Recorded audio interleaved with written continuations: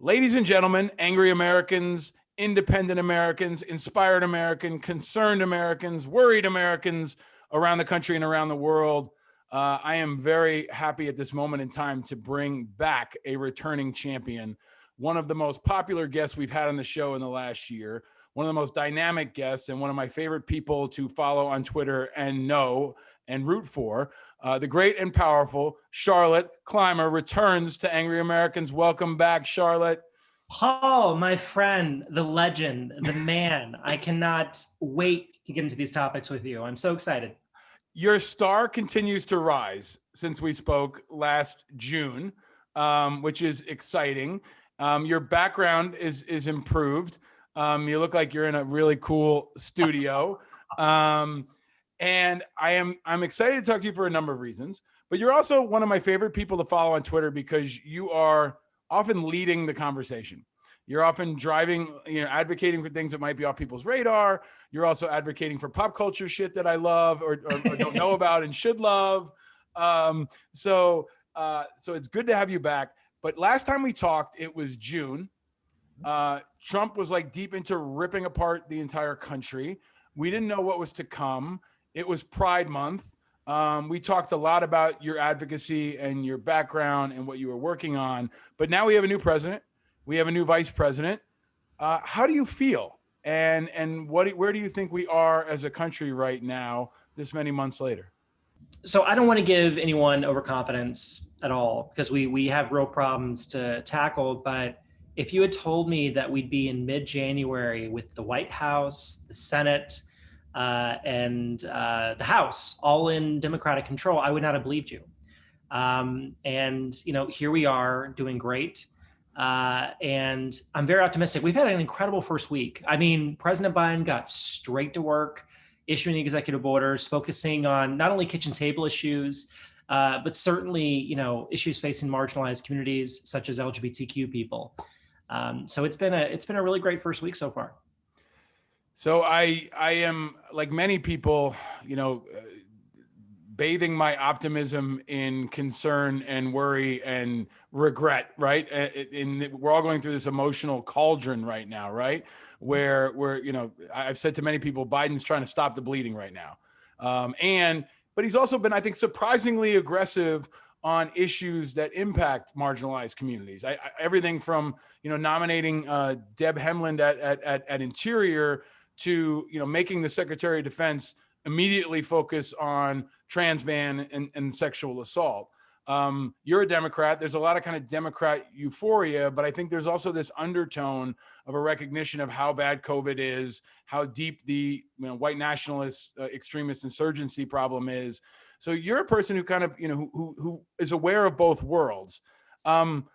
You're pretty excited though. Like there's an excitement and almost a euphoria, right? I mean, is it also a sense of relief? Can you kind of break down for you as an advocate, someone who's worked on these issues so hard, and maybe that's a good transition into the trans ban. The trans ban is finally no more, right? But it was so damaging and such a step backward and so, misunderstood and manipulated and twisted up. Like, can we talk about that in particular? Because it's something you have been such a powerful advocate on. How do you feel about that change?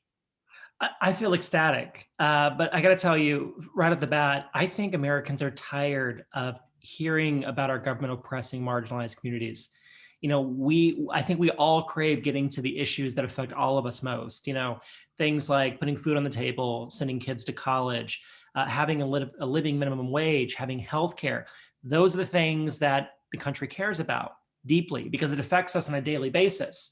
And whenever, I would say not all conservatives, but I would say a good majority of them will bring up, the idea that trans rights is undermining American society, or that support for Black Lives Matter as an affront to our identity as a nation.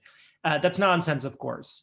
I think all of us, well, let me back up because I can't speak for everyone in marginalized communities, but I will say that for me, I want us to get back to the issues that affect all of us, that directly affect our livelihoods.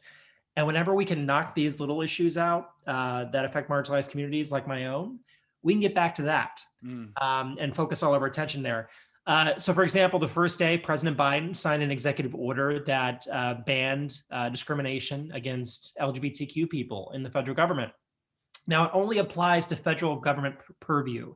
It doesn't apply to state or local jurisdictions. So we can talk about that a little later.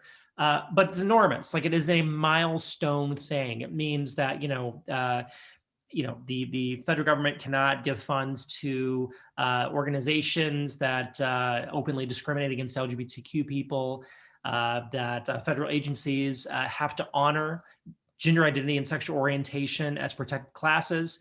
I mean, that's enormous. That's huge. And it follows what happened last June when I talked to you, because we talked, I think, either the day of or the day after the Supreme Court handed down its ruling in Bostock v. Clayton County that basically said that LGBTQ people cannot be discriminated against in the workplace. They can't be fired for being LGBTQ. They can't be denied employment for being LGBTQ. And that was a 6-3 conservative majority that supported that. The Supreme Court even back then was a conservative majority, and 6-3, including Chief Justice John Roberts and Neil Gorsuch, voted in favor of granting employment rights to LGBTQ people. So what Biden did was he took that reasoning of having gender identity and sexual orientation fall under sex as a protected class in Title VII of the Civil Rights Act, and he extended it to all public policy areas under the jurisdiction of the federal government. That's enormous. Like, I can't overstate how big that is. And then, of course, what you just referenced, 2 days ago, President Biden officially overturned the ban on trans people in the military. Not only one of the most heinous public policy initiatives to see the light of day in recent memory, but also one of the most deeply unpopular. More than 70% of Americans support openly trans people in the military, including nearly half of Republican voters. I mean, it was a deeply, deeply unpopular issue. There was bipartisan support for overturning the ban in the House and the Senate. And so what we're seeing right now is a realization, I think, throughout the American public that LGBTQ people are just like everybody else. We pay our taxes, we serve in the military, we have kids, we have 9-to-5s, we have boring ass grocery store runs. I mean, we're just like everybody else. And it would be nice to get back to those issues instead of worrying what people are doing in their own bedroom or, who they're being in their own authentic skin. So, Charlotte, can you maybe personalize the trans ban? For many people felt like this thing, right? It was a policy in the military. A lot of folks didn't totally understand it. A lot of folks didn't realize that trans people had already been serving in the military probably since the beginning of time. And this was, and actually, kind of a rollback of existing policy, right? Can you personify this for what it meant for some? You were an infantry soldier in the Army. You've worked closely on these issues. What did it mean for an individual from that moment that Trump all of a sudden says trans people are not allowed in the military, and someone who's maybe in the military reading that on Twitter, right? What did it mean for that person between that moment, the last couple of years, and then this week? I remember the day that Trump sent out that tweet, the moment it actually, I think I saw it maybe just 2 minutes after he sent it out, very quickly. And it didn't just feel like a slap in the face. It felt like my country was throwing me under the bus and disregarding my honorable service. The US military is the largest employer of transgender and non-binary people in the world. And I'm not just talking about uniformed trans non-binary people. I'm talking about civilians as well who work for the Department of Defense or who might be contractors for the DoD. Largest employer of trans people in the world. And more than 15,000 trans people were estimated to be in the military at the time that the ban went into place. More than 15,000.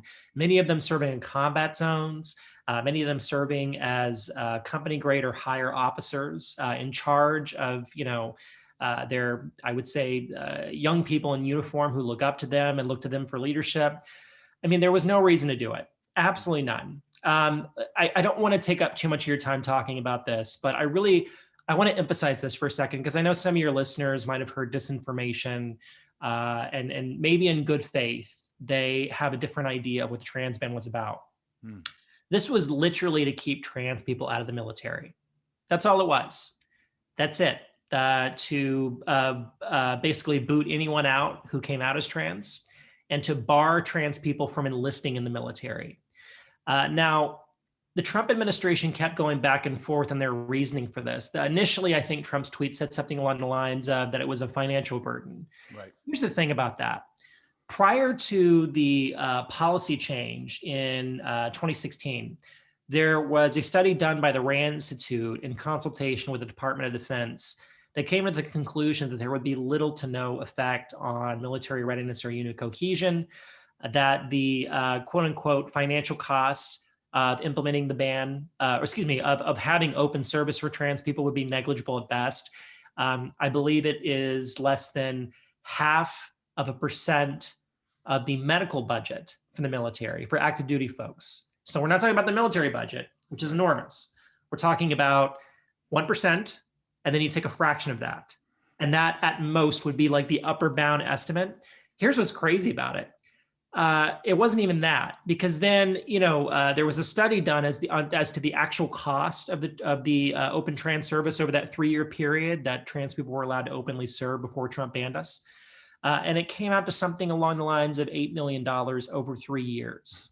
So it was actually far less than even the lower estimate that the RAND Institute came up with. So there was no goddamn reason along financial lines to do this, right?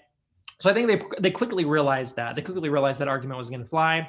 So they pivoted to medical issues that, trans people and non-binary people would be unable to serve in uniform because they'd be medically unqualified. The American Medical Association came out, American Psychiatric Association, American Psychological Association, past military surgeons general, all of them came out and said there is absolutely no reason why trans non-binary people cannot serve in uniform. No medically disqualifying reason. So that went away really quickly. Mm-hmm. And then they fell back on that old chestnut. The same reason that was used against men of color serving in the military. The same reason that was given for not integrating our armed forces sooner. The same reason that women were kept out of the military, then kept out of combat roles. And of course, the reason that was given for the justification behind Don't Ask, Don't Tell in the 90s. That old chestnut of military readiness and unit cohesion. So they thought that would be their winning argument. Well, Kirsten Gillibrand serves on the Senate Armed Services Committee, and during testimony for all service chiefs, so the Commandant of the Marine Corps, Chief of Naval Operations, Chief of Staff in the Army, all the 4 stars who guide our military branches testified before the Senate Armed Services Committee. And Senator Gillibrand asked them directly, so just be honest with us, because we want to make sure that we're doing this right. Have there been any issues with trans people serving openly in the military during this period? And I think at that point, trans people had been serving for 17 or 18 months openly. Mm-hmm. And each one of them said, no, we've had 0 issues. I mean, if they come up, we'll tell you, but there have been 0 problems. And so, across the board, from public opinion, where more than 70% of Americans were opposed to the ban, to active duty service members, the Military Times found that 66% of active duty service members were opposed to the ban as well, because these were their sisters and brothers and siblings in arms who were serving with them. Right. So everyone was opposed to this. There was no rationale for it whatsoever. And so whenever someone says that, whenever they bring up these, ridiculous arguments, I just want to sit them down and say, look, we have one standard in the military. Either you meet that standard or you don't. If a trans person is not meeting the standard required of them in the military, kick their ass out. Right. And I will be the first to argue for that, because it should matter about the mission and getting it done and service members meeting that standard. So if they're not meeting that standard, that global standard within the military that applies to everybody, fine, yeah, they shouldn't serve. But if they are meeting the standard, as so many, thousands and thousands of trans people are currently doing, and tens of thousands have done in the past, then they should be able to serve honorably. Thank you for laying that out. Someone's described to me that DADT, the Don't Ask, Don't Tell, was kind of about keeping people shoved into the closet, keeping people in the closet, right? Not letting them out of the closet. The trans ban was like taking a group of people who were already out and shoving them in the closet, right? And not letting them in at all, right? So it was so misunderstood and so manipulated on a parallel track where they have real national security issues that are ripping unit cohesion, that are costing us a lot of money, like sexual assault and sexual harassment, right? So they also prioritize that. And it's, you know, they rolled back the Muslim travel ban, right? So it seems like they're saying to people these things that kept people out that can add to the fabric of our country or the value of our military are being changed. And now the question is, can they focus in on what I think are the real cancers, right? And as we have this discussion, nominee for VA Secretary Dennis McDonough had his hearing today. It was a patty cake hearing, if I ever saw one. It's the easiest confirmation hearing that you'll ever see. While he was having his hearing, a woman was tweeting about a sexual harassment incident that happened today at a VA facility. So there's this parallel track, and they didn't really get to it. Can you talk about your thoughts on Biden has prioritized it in the DOD. We'll see if they prioritize it at VA.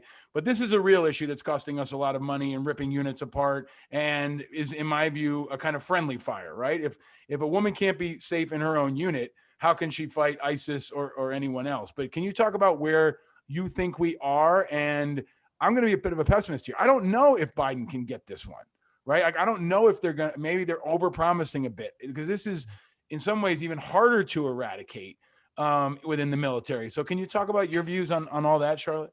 Well, there has to be a culture change. And I know we've been saying that forever, right? That's what happens every time this comes up and becomes national news. You'll have you know, I don't, I forget all the acronyms, but you know, the acronyms have changed, but it's like a SARS briefing, whatever the hell. And it basically, you know, anyone who served in the military has been through a sexual assault and awareness briefing. And those are great. We should have those. But there has to be a cultural leadership behind that, enforcing it. It can't just be, here's a PowerPoint, read it, okay, we're good, check off the mark and go. It is a national security issue, because if we don't have a military where service members, regardless of their gender identity or whatever the hell, feel that they can be safe in the ranks with their, you know, siblings in arms, then that presents a huge issue when you're downrange, have bullets flying, or, you know, or on watch. You have to feel like you report to someone that you don't feel safe with.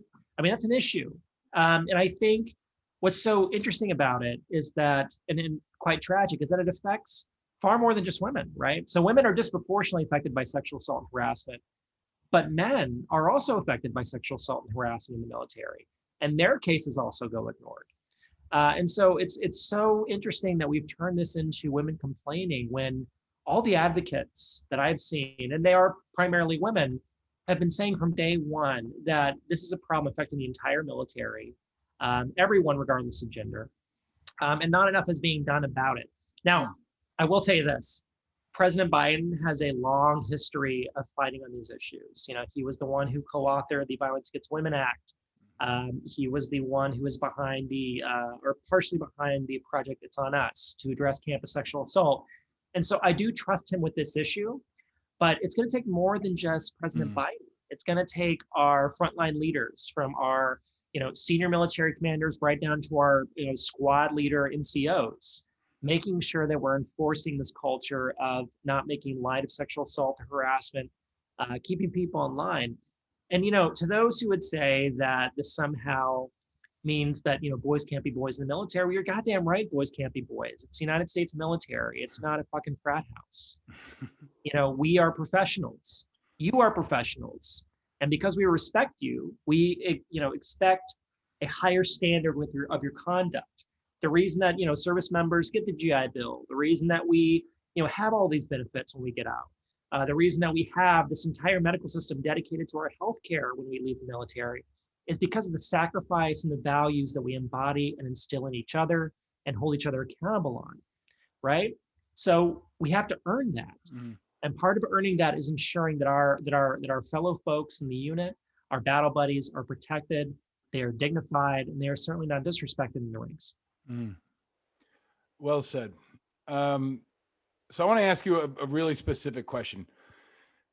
You're a Democrat. I'm not going to make you speak for all Democrats, right? I'm an independent. I'm hopeful for change. I supported Biden. The alternative was catastrophic.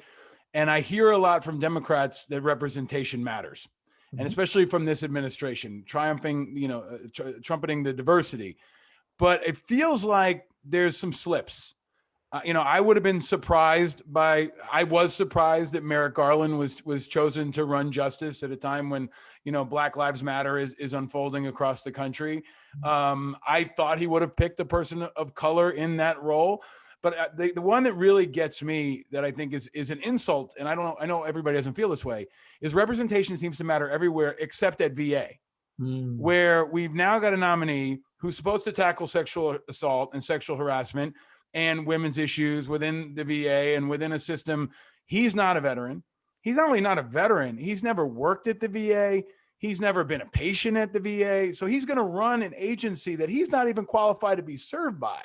So for me, it's almost it's a shocking and even insulting lack of representation. This idea that a guy who was a really good chief of staff could just run any agency in the government. He couldn't be head of the NAACP. He couldn't be head of HRC. He couldn't be head of the Congressional Black Caucus. But for some reason, vets will just have to accept, a DC insider who got this job over 20 million people in this country who've served in uniform. So I don't want to put this on you, but I'm asking you as someone who's been so good about talking about how representation matters. He's going to go through. It's going to be 100-0. Maybe I'm the only guy making a big stink about this, but when I talk to veterans outside of Washington, they don't even know that they thought you had to be a veteran to be considered for this. They thought it was a pre-qualification for this job.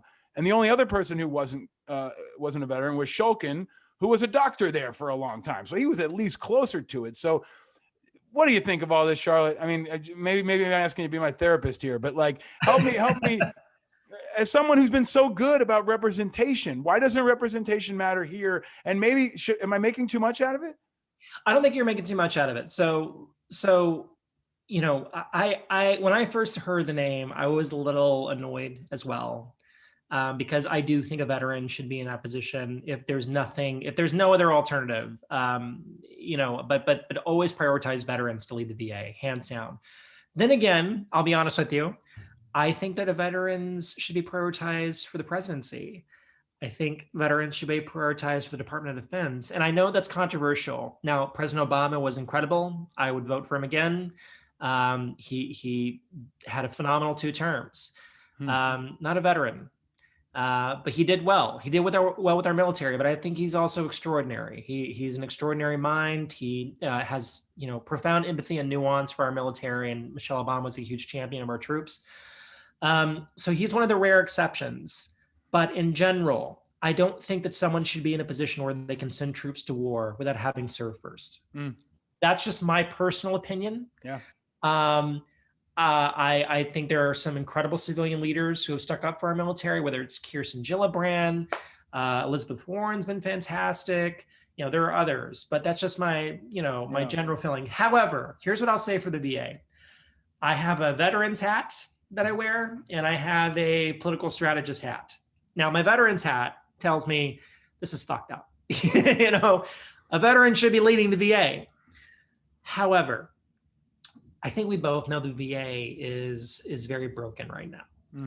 And, what we have seen over the past, I would say 20 years, invasion of Iraq starts in 2003. Because we launched operations against Afghanistan in 2001. So we're entering the 20 years, yep.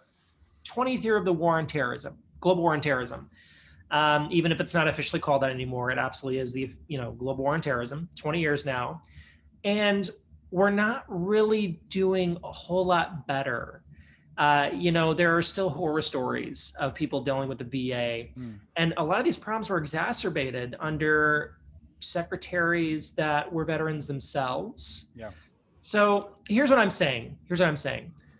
I want a political animal, because I think the VA is a black hole. I was actually really glad that Pete Buttigieg did not go to the VA.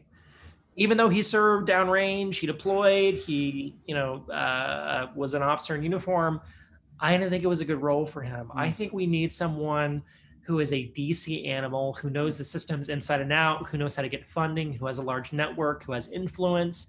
And you can't do a whole lot better than a former presidential chief of staff. So Here's what I'll say for Dennis McDonough. I hope he realizes that right from the start, despite his good intentions, he's already on thin ice. He doesn't have a lot of room to mess up here, especially in regards to how he represents veterans and how he talks to us and ensures that our needs are being met. But I'm willing to give him a chance because something's got to give. We can't keep continuing to treat the VA like this, forgive me, but a largely ceremonial post. Because that's what it's felt like, honestly. Yeah. We need someone to get in there with brass knuckles and, take the system to where it needs to be. And the only person who can do that is someone who understands how these things work. I hear you on that. I hear you on a lot of that. The challenge I have was today's hearing was totally uninspiring, unimaginative. Yeah, we need someone to go in and rip it apart and keep it in check, but we also need someone to make it relevant and someone to make it a mission and someone to call out to our community and say, join me in this fight.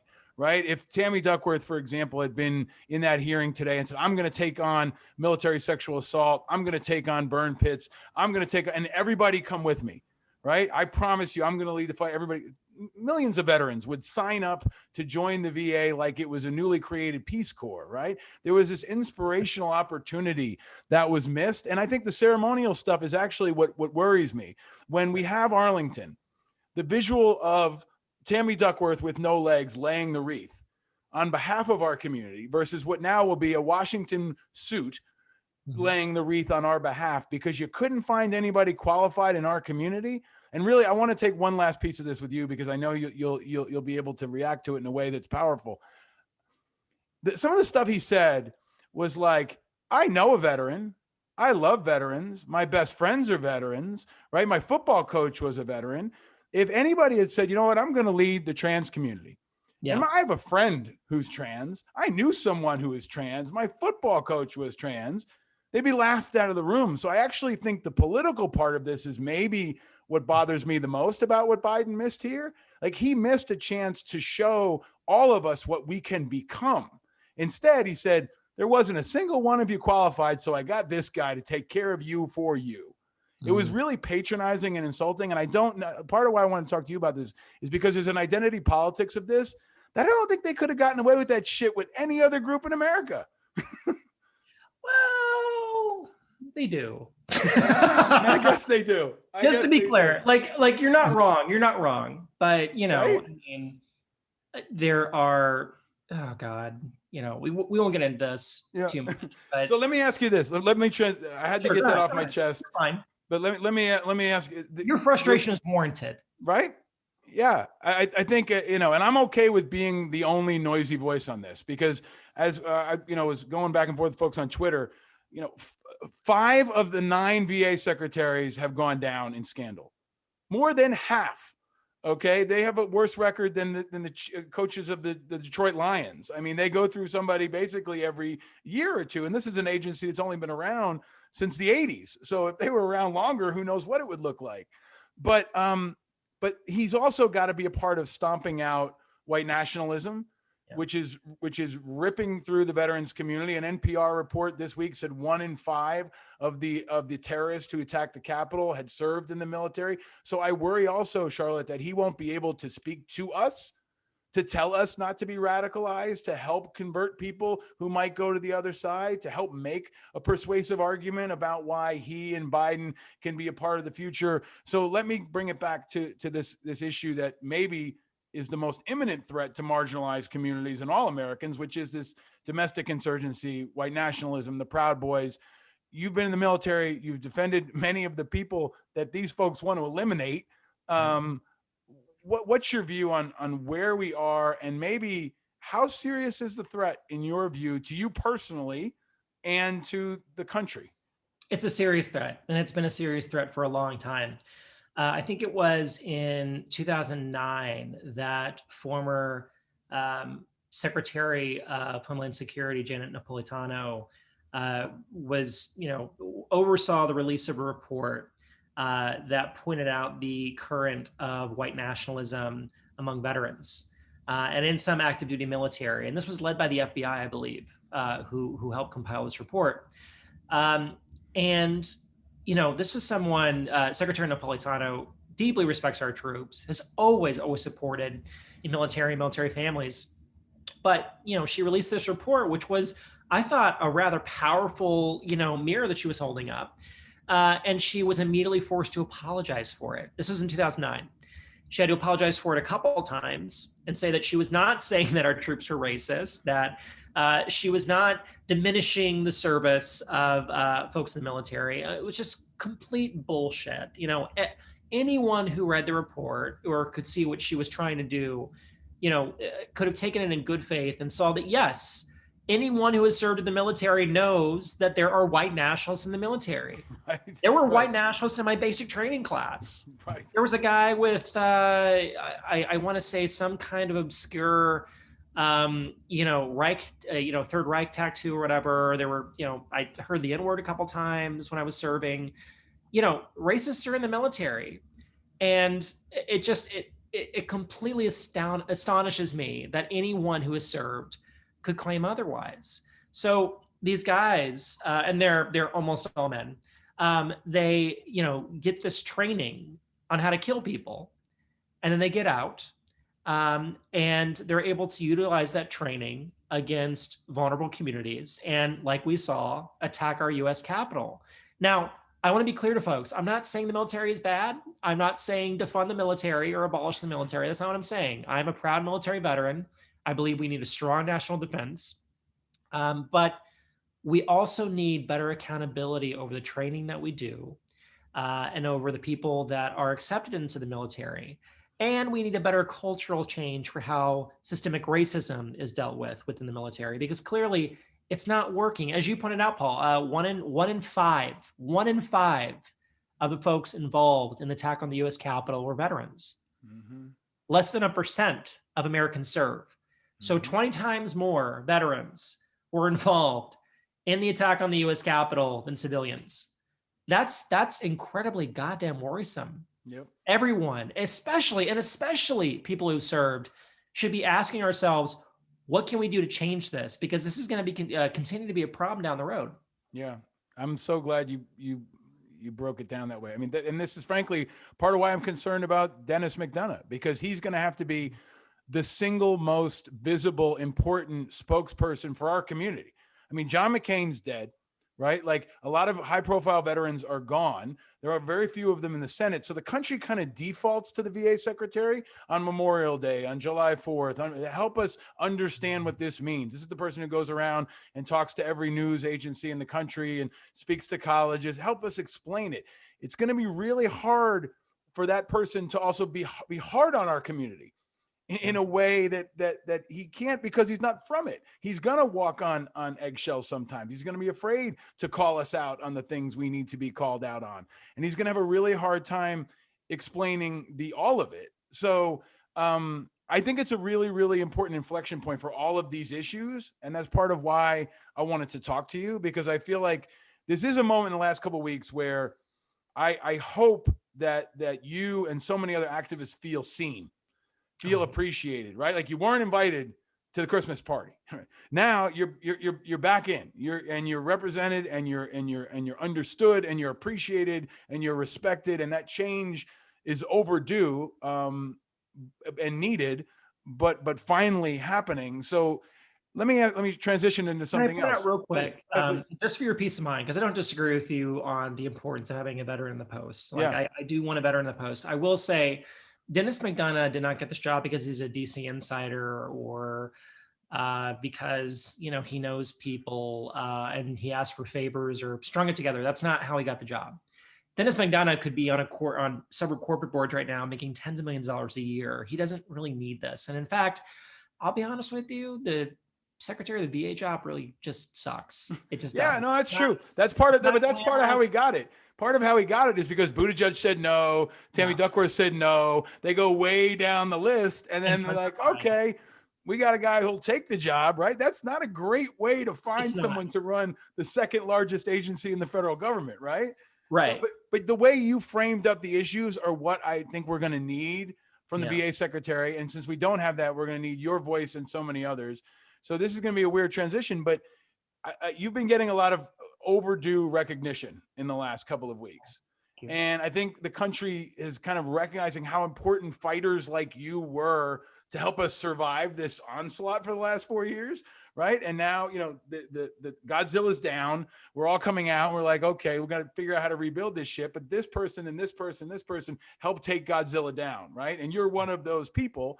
As And are you got to, you, by the way. thank you. Well, I told people 4 years ago, it's Godzilla. We all got to work together and knock this motherfucker out. That's right. Because he's going to destroy Tokyo and everything else. But Save Tokyo. but you've been getting some interesting phone calls. So as an activist, I love seeing you get appreciated, right? For the hard work you've done. Can you talk about a very interesting phone call you got that you were tweeting about? I did. Last night, I'm up to my eyeballs in work. I was about to go on a virtual panel that I was preparing for, and I was independently trying to finish some edits on an op-ed I was writing. So I had a million things going on at once.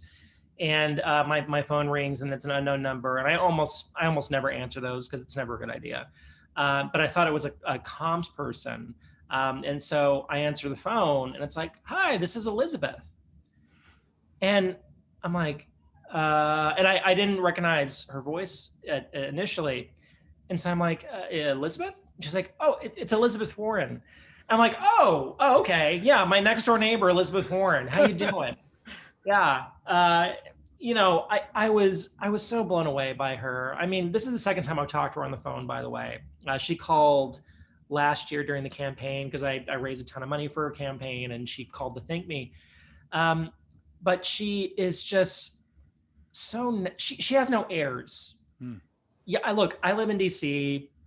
I talk to a lot of politicians. I've met a lot of politicians. If there's a politician you can name, I've probably met them, especially on the Democratic side. Mm-hmm. And, most of them are great people. Some of them are a little performative. They don't really know how to talk to LGBTQ people. Some don't know how to talk to veterans. There's a little discomfort there. With Elizabeth Warren, there's no discomfort. What did she say, Charlotte? Why was she calling, and what did she say? She was calling me to let me know that she had seen President Biden overturn the trans ban and put that executive order in place banning discrimination against LGBTQ people in the federal government. And she called me to congratulate me as part of my role in it. And I wasn't, I was one of thousands of activists who worked on this. So I want to be clear about that. And I'm sure she called other people. But she called me to thank me for that. But here's what's key. She said, I want you to know that I'm celebrating alongside you. And I know there's a lot of work left to be done for LGBTQ people. I'm going to be in with you with this fight moving forward until it's done. And that's who Elizabeth Warren is. She wanted to talk to me about, the work I did, but it also let me know that she's not done. She's not resting on her laurels. She wants to make sure that we finish the damn job because that's what she does. Elizabeth Warren gets the job done. I love that story. I love that you got that call. I'm a big fan of Elizabeth Warren. I've been around her, worked with her on issues, and so impressed by how smart she is. And one thing that I said consistently about her campaign is I don't know if any candidate learned faster and got better along the campaign. She's so smart. She's almost like a computer brain that it's an AI that keeps getting smarter, right? Every month on the trail, she got better and stronger and faster and more relatable. She just kept improving. And that was really, really noteworthy. But I think she's a person of integrity. She's a fighter. She did the Consumer Protection Board for so long, fighting for people who had been discriminated against. So I was glad she got that call. You are not running for office. I wish you were, but you do have a new job, which when I saw, I was like, okay, that's not what I was expecting. So can you tell folks what is your new job and what is your new mission? Well, I'm glad you brought that up. I had been thinking about running for office last year. I almost ran for Congress and I pulled out at the last minute. And the reason being was that I just didn't think I was ready. I would have had to move back to Texas. And I love Texas, but I just, it didn't feel right to move back just to run for office. If you should be in a community, helping people, knowing the folks before you run for office. And so I've been trying to figure out what to do. And this opportunity came along that I couldn't pass up. So I will be starting on Monday as the new director of communications at Catholics for Choice.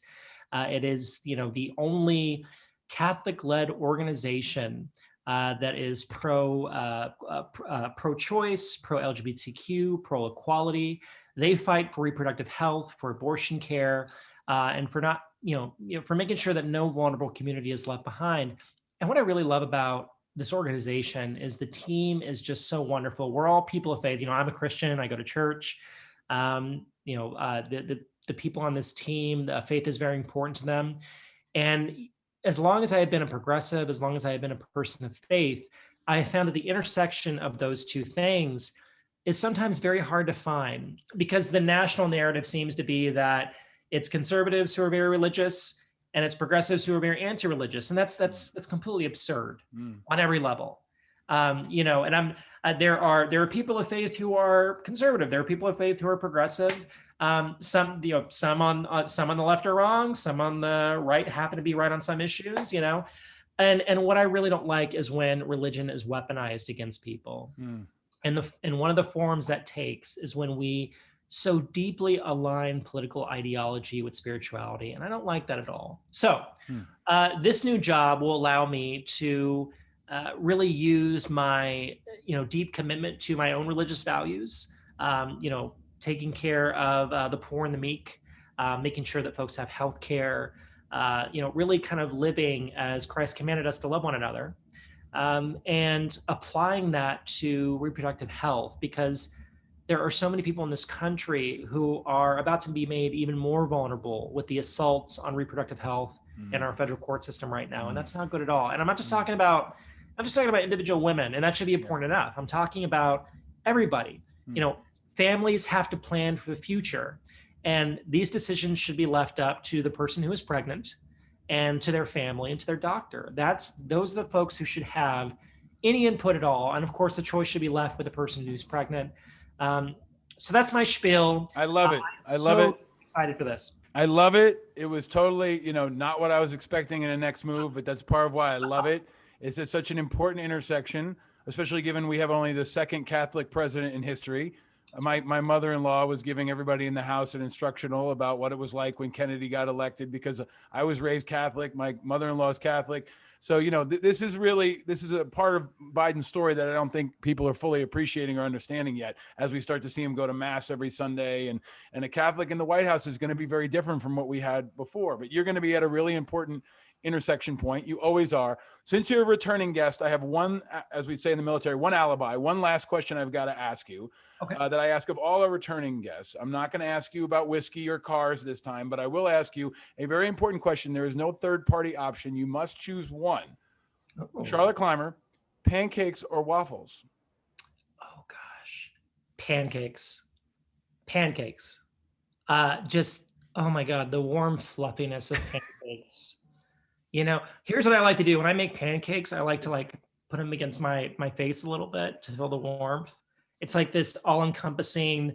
Oh, it feels so good. I know that's That's good. That's gonna be like a new novelty, like a new special kind of massage. They have like the music massage and then the hot rocks massage. They could be a pancakes massage. There's going to be somebody who does this shit.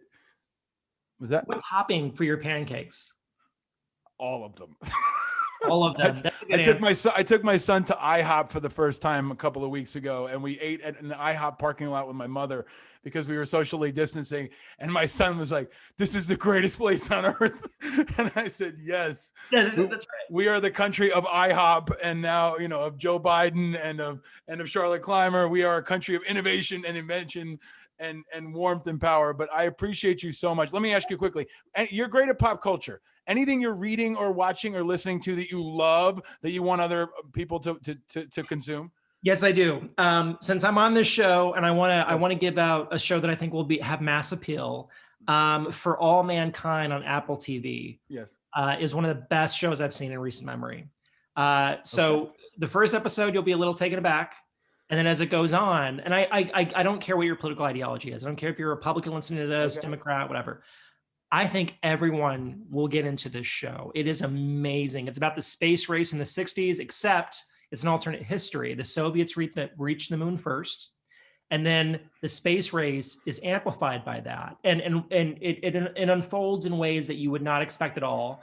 It's very inspiring. And I actually felt very patriotic watching it. I'm proud to be an American watching this. This is great, because it really reflected well on the ways we could go as a country if we came together and put aside all this bullshit partisanship. Well, Can I also point out real quick, yes. Paul? We have a Catholic president, a Catholic Speaker of the House, a Catholic Chief Justice, and the Senate Majority Leader is Jewish. That has never been done before. We have never had that combination. So basically, there are no Protestant Christians like I'm a Protestant Christian. There are no Protestant Christians leading the government for the first time in American history. Well, my Catholic grandmother, God bless her, would be very happy to hear that. Another podcast, I'll have to explain how I was kicked out of CCD at some point. Is a long story behind that. But you represent the best of what this country is all about. I am so grateful for all your advocacy. I don't want to say congratulations because I think that's not. I want to say thank you. Thank you for making our country better. Thank you for all the fights you're fighting. Thank you for making this a better country for my kids and my grandkids who will one day come here. You're a fighter and you've made this country better. And you are part of the reason we survived this last 4 years and why we're going to thrive in the years ahead. So thank you for all you do. Thank you. Thank you to you and your listeners. It's an angry nation of everyone's angry. Let's put the anger to work. Let's work together. You got it. You got it. Until then, pancakes and lots of TV. Yes. And hopefully more calls from celebrity electeds. You're amazing. The great and powerful Charlotte Clymer. Stay frosty and stay vigilant, my friend. Yes, sir. Thank you.